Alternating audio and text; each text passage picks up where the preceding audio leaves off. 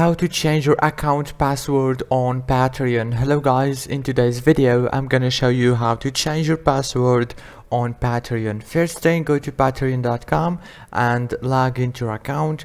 This is the home page, as you can see. Now all what you have to do is just go right here and click on this profile picture, then go down to my profile settings and it will take you directly to this page.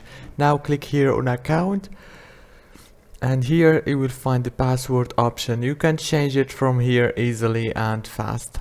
If this video was helpful, please don't forget to like, subscribe, and thank you so much for watching this video until the end. See you later and thank you so much.